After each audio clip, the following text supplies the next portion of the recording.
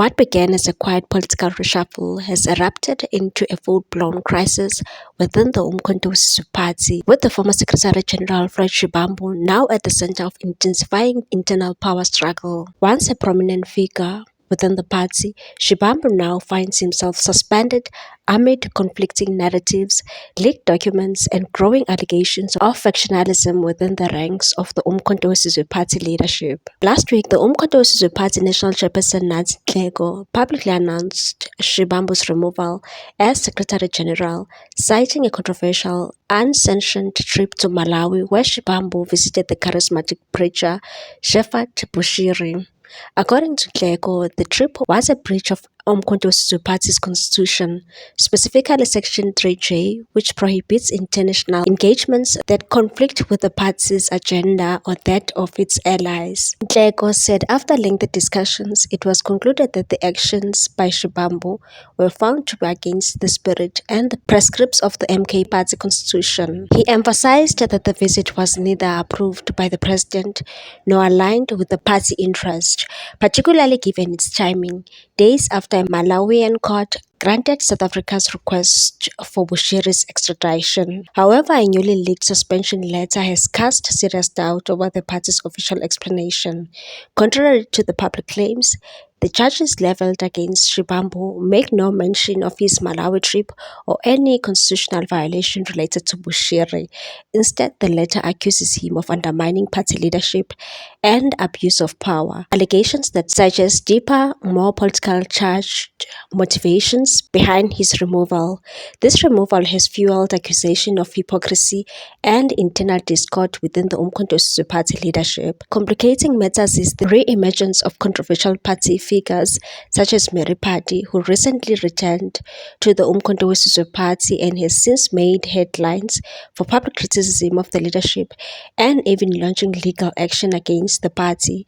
Meanwhile, Thuthuzile Zuma, the daughter of the Umkhonto we Sizwe Party president, has also drawn attention for inflammatory remarks against Shivambu, some made while he was still serving as the Secretary General. These public spats have further tarnished the image of a party already grappling with questions about its internal democracy and leadership integrity. In his initial reaction to the demotion, Shivambu stated that he regretted his trip to Malawi and thanked President Zuma for the trust he had previously placed in him. But with the leaked letter now in the public domain, it's unclear how long that tone will last. The leaked letter reads as follows. Introduction. This charge sheet is issued in accordance with the Umkhonto we Sizwe Party Constitution and the Disciplinary Code adopted on 26 September 2024. It addresses numerous and repeated violations by Commander Floyd Nyiko Shivambu, which have endangered the internal stability of the party, undermined its structures, and brought the party into disrepute. Formal charges, offences, and relevant clauses. Charge 1. Gross direction of duty and negligence. Offence: refusal to issue appointment letters to the provincial department, regional, and sub-regional structures, and failure to respond to official communication from the provincial convener since 25 January 2025. Relevant clause. Clause 4.8. Undermining legitimate leadership structures. Any member who undermines decisions or leadership of duty constituted structures of the party shall be guilty of a disciplinary offence. Implication: the Secretary General willfully paralysed the administrative function of the provincial detachment, disregarding the constitutional principle of democratic centralism and operational discipline. Chapter 2. Abuse of office and imposition of parallel structures. Offence: imposed a task team on the duty appointed provincial convener Advocate Busisiwe Mkhwebane without consultation or authority from the National High Command, persistently interfered with her constitutional authority. Relevant clause. Clause 4.7. Promoting divisions in the party. Any member who sows divisions or act to undermine cohesion within the party shall be subject to disciplinary action. Implication: the SG acted outside his powers to destabilize a legitimate structure, a serious violation of both organizational discipline and unity. Charge 3. Unauthorized disclosure of confidential information. Dismissible offense. Leaked confidential internal communication recommending disciplinary action and publicly referenced it at the funeral of the commander Treasure Tabete, a comrade he had unilaterally imposed on the provincial convener. Relevant clause 4.5. Unauthorized disclosure of party information. Disclosure of confidential party information to unauthorized persons or structures constitutes a dismissible offense.